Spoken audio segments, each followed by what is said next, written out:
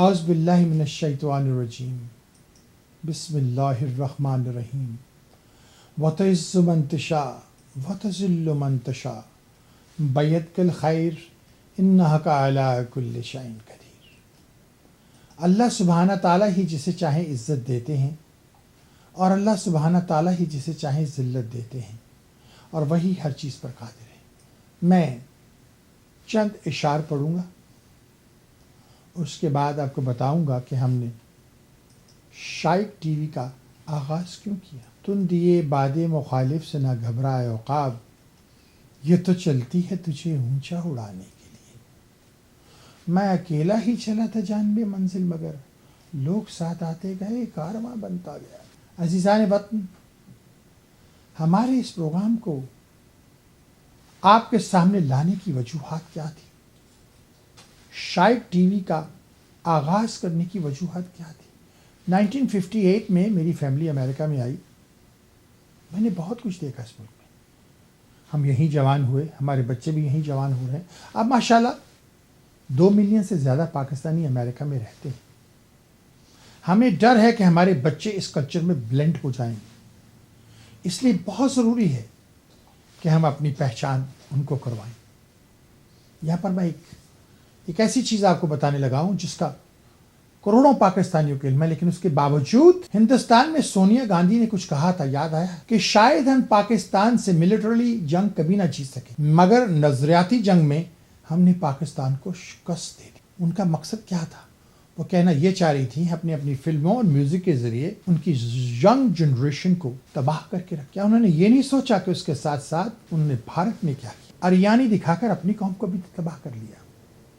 ذرا سوچیں، جب میں نے شائق ٹی وی کے بارے میں سوچا تو میرے دماغ میں صرف ایک ہی بات تھی، پاکستان، میرا پاکستان، ہم سب کا پاکستان۔ کیا کیا ہم نے اس پاکستان کے ساتھ؟ کیا کر ڈالا ہم نے اس کے ساتھ؟ اسی سب پاسپورٹ کو لے کر کروڑوں پاکستانی ملک سے باہر سفر کرتے ہیں، آتے ہیں، جاتے ہیں، پیسے بیچتے ہیں۔ ہمارے دل میں اپنے ہم وطنوں کے لیے بہت درد ہے۔ سامعین، لیکن جتنے بھی ریڈیو پروگرام ہیں امریکہ کے اندر، افسوس کی بات تو یہ ہے کہ وہ اپنی پہچان بھول چکے ہیں، بھول گئے ہیں وہ اپنی پہچان۔ میوزک بجتا ہے تو ہمسایہ ملک کا، باتیں ہوتی ہیں تو ہمسایہ ملک کی، فلمیں لگتی ہیں تو ہمسایہ ملک کی۔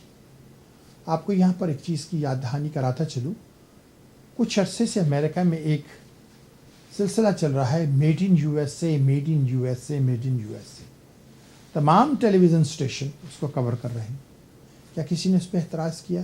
کوئی چائنا نے ان کی انڈسٹری کو تباہ کر دیا، لیکن ہم نے کہیں یہ نہیں سیکھا یا سوچا کہ کوئی یہ کہے made in Pakistan, made in Pakistan, made in Pakistan. گانے لگتے ہیں تو محمد رفیع کے، لتا منگیشکر، آشا بھوسلے کے۔ کیا نور جہاں کسی سے کم ہے؟ کیا وہ پاکستان کی بیٹی نہیں تھی؟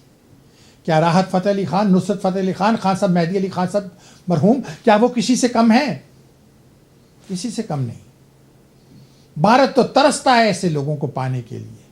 ہمارے پاس آواز ہے، ان کے پاس آواز نہیں۔ جو پاپ میوزک پاکستان میں ہے ان کے پاس نہیں، لیکن ہم اپنی پہچان بھول گئے۔ کیوں بھول گئے ہم اپنی پہچان؟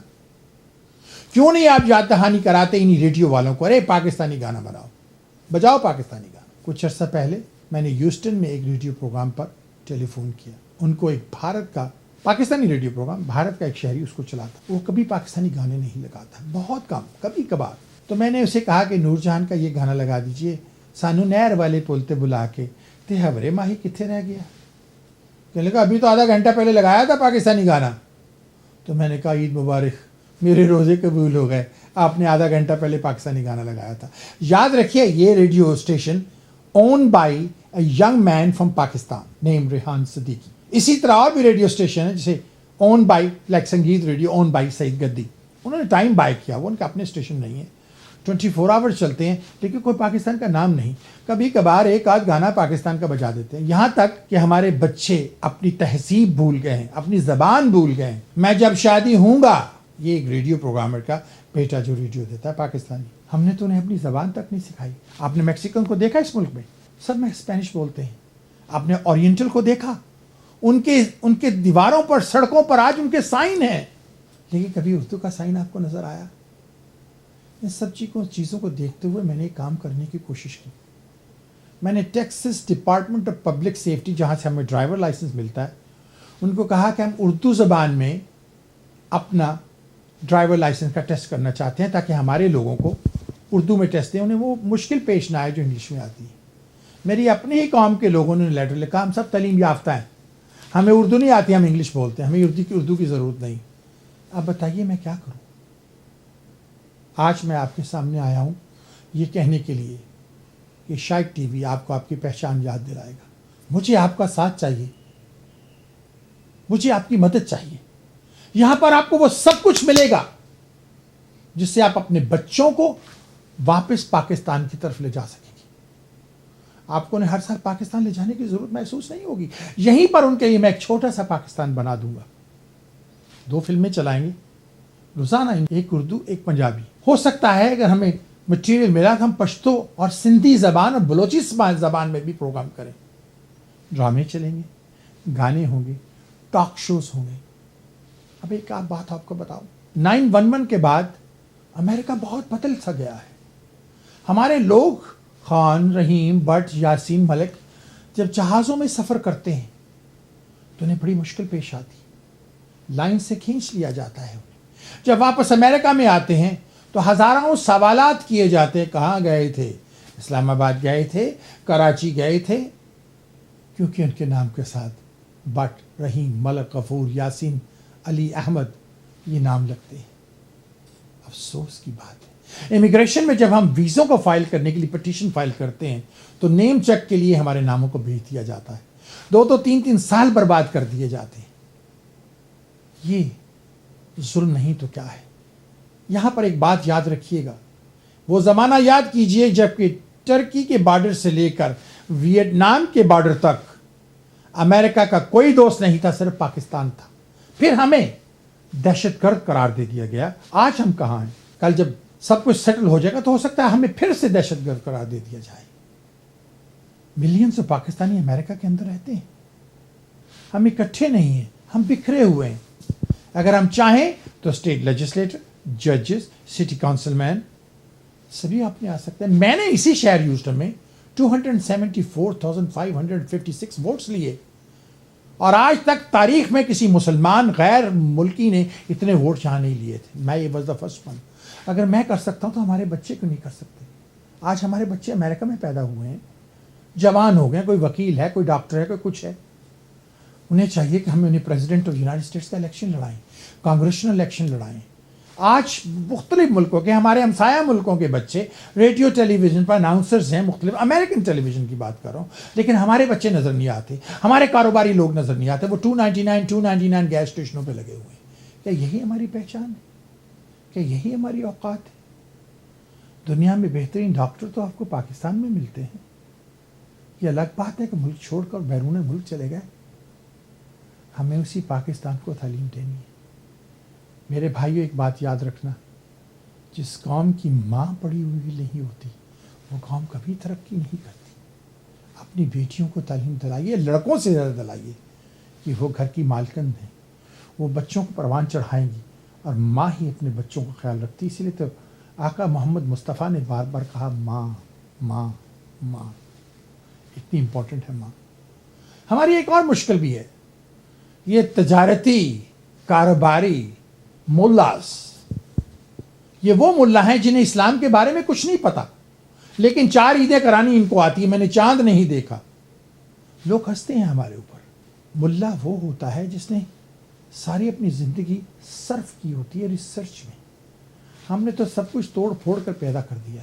خود تو 4-4 5-5 بیویاں رکھی ہوتی ہیں, اور ہمیں کہتے ہیں نو مور نو نو. اور یہاں نو مور سے بات آئی. امریکہ ہمیں روز کہتا ہے ڈو مور ڈو مور. کب ہم کہنا سیکھیں گے نو مور نو مور؟ ہم نے جو کرنا تھا کر دیا. ہم نے اپنی مشروعیت تباہ کر لی, ہم نے اپنے عوام کو مروا لیا. جب آپ خود ہی اپنے عوام کو مروانے کے لیے تیار ہوں تو دوسرا آپ کو کیا کہے گا؟ سوچیے میں کیا کہہ رہا ہوں. اور اگر آپ میرے ساتھ اگری کرتے ہیں تو شائق ٹی وی ضرور دیکھیے, ہمیں سپورٹ کیجیے, ہمیں ایڈ دیجیے, ہمیں ملیے, ہمیں انفارمیشن دیجیے, ہمیں مٹیریل مہیا کیجیے, ہمیں ان کیسز کے بارے میں بتائیے جس سے گزرے ہیں پاکستانی ہمارے بھائی، تاکہ ہم ان کی ہیلپ کر سکیں، ہم آپ کو آپ کی پہچان کرا سکیں.